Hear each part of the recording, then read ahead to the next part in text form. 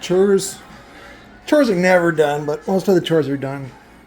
So back here in the office, getting ready for tomorrow. I wanted to do a quick review on the SSA Demon. I haven't checked online to see if SSA is still around. So SSA has started out as just a forum, and then they managed to turn it into a brand. And if I remember right, the subs were first built by Phi out of Vegas, and then they moved production to China. And then I would love to know from Scott or from somebody else if like it's still, I don't know if there's some sort of royalty for the design or whatever. So I wanted to show the magnet on it. I mean, that says Phi, basically. The design, having that big extended T-yoke. This design is actually a much more efficient use of ferrite. However, steel is heavier and more expensive than ferrite. And so that's why I use a lot of ferrite. It also looks cool, and it adds a lot more thermal mass than just the steel. The steel is a better heat conductor, but ferrite is, just powdered iron, but it's very specifically formulated powdered iron, and so it has certain properties. But anyways, these are 2.5-inch copper voice coils, if I remember right. They're not on the, it's not an SPL sub, but it has I think an FS of right around 37 hertz, if I remember right. I was looking at them as a rebadge. So I like the big one, but the small one looks pretty cool too. So, and there's no other badging on these. You can find them on sale for about $1 or $189. So there's not even a sticker on the back. I don't know if there was a sticker. No vent. Some people, I remember Scott's design for the RE Audio MT Mic Tango had a similar design with no venting in the back. Some people, the theory behind that design is that by not allowing the vent to come out in the back, it forces the air back up through the coil and goes across it again. But personally, I'm a big fan of just surface area. And so, like, I would love to see, well, like what JL did, which was the top of the T-yoke. They just poked a bunch of holes in it to create a bunch of surface area. Now, they patented that, but that's an ornamental patent because it's just surface area. But you could do that in a number of different ways, and I plan to bring something like that to market when we do a, how do I say this? A replacement motor to the 12W7, 13W7, 10W7, etc. And so I have some alternatives that will not violate, even though the patent is expired, but I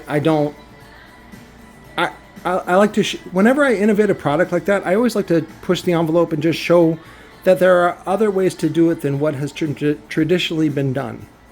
So, and I don't make any money on it. I don't need a patent. I don't need the royalties. I just need it to be out there. And then it starts showing up in the market from other people.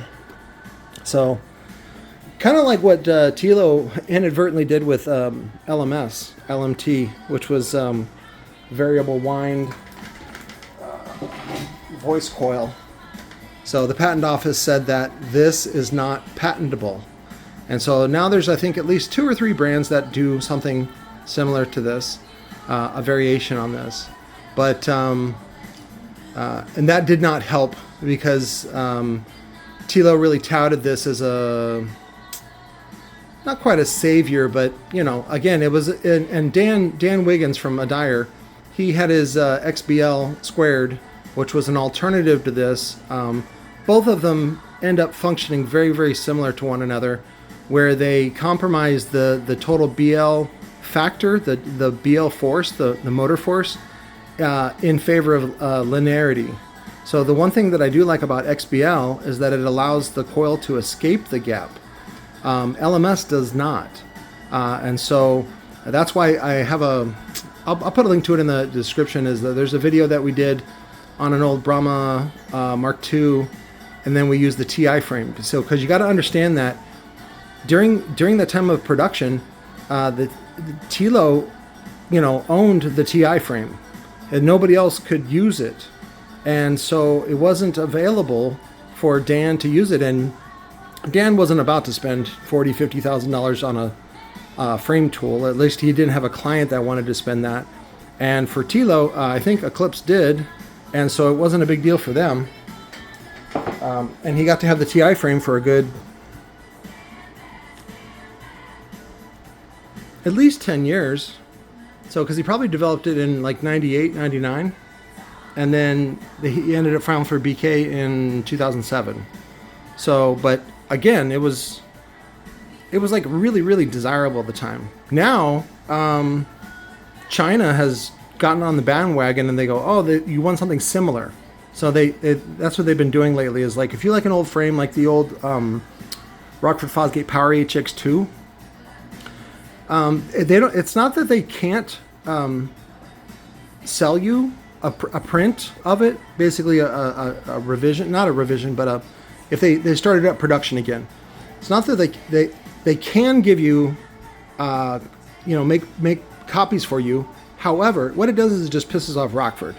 And you don't want to piss off Rockford because they're kind of a big deal and they do a lot of business and millions and millions of dollars in business. So you just don't want to piss somebody off. Now, if you do something similar, right? And again, just to get even around an ornamental patent, all you got to do is change 10%. That's it. So that's a lot of what China does. And then they'll take something that was really, at the time, well, if you look at it now, the Power HX2 frame, it's just kind of plain Jane. The design looks really cool. I still like the design. And it used an 8.5-inch spider, but I think it would be really cool in like a white and a like the trainee blue or trainee red. Those are really good. Again, just play with it, see what you can do. So let me see. Anything else on this? I think that was it. The other thing that I liked about these was that if it's a real, RE audio / Phi woofer, they would just go through the cone. Let me see if I can get this. This is actually pretty heavy. They would actually go through the cone and they would use carpet on the back. So Dan Wiggins taught them, the guys at RE, that because Dan of Adair was the one building their RE destroyer subs. If I remember right. Is that the destroyer? It was the one with XBL. Or maybe it was the Triple X. Yeah, it was the Triple X. The Destroyer was later with Concept, who I ended up buying out. But you can see these leads. They're semi-stitched. So, let me see if I feel it. It's actually a pretty stiff spider.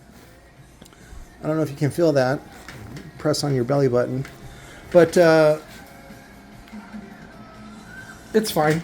And then it's got chrome push terminals. But again, no branding. So I think it's a really good candidate for rebadging. And if somebody puts a FI sticker on there, then good for them. So I didn't do it. That's it. I'll come back either tonight or tomorrow for a review on the Wolfram. We'll cut out the Orion. Both of these, actually, we're going to cut them out, pull them out. And then somebody said there's actually nothing on the Mofo.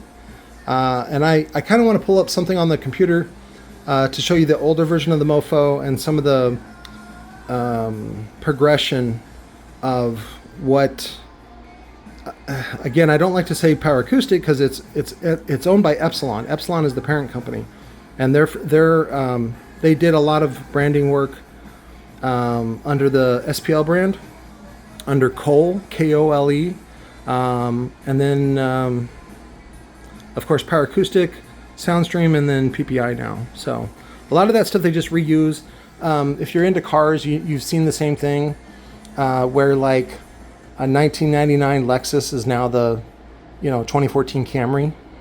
So and if you look at an old Buick, something they developed on Buick or Oldsmobile is then on a later version of a Chevy, things like that. So, but that's what happens whenever you have several development teams and you experiment with the market to see what the market will respond to, what they're willing to pay more for. So, but anyways, we'll talk more. Again, I forgot to give you guys pricing on the Recoil stuff. Maybe I'll do a separate video on that.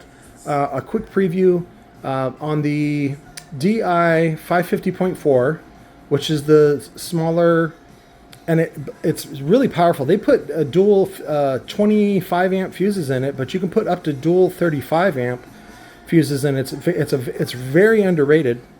I think it does about 750 RMS, and that one's only $60 shipped. Yeah. And then we're doing the base version, this 600.1, DI 600.1, again for $60 shipped. And then the next step up, which is on the 4 channel, is 800.4, DI 800.4. That one's going to be $70. And then the big 4 channel is going to be the DI 1200.4, and that's only $85 shipped. So, and then its partner, the base partner, which is the DI 1200.1, which is a 2 ohm stable, 2 ohm optimized, I should say. Class D, it's just internally bridged, that's all. But that one is also $85 shipped, and it comes with the bass knob, and it comes with those 4-gauge terminals that I showed you guys earlier today. So more on that stuff, and I love your comments and your feedback. Even if it's full of haterade, I love to drink it up.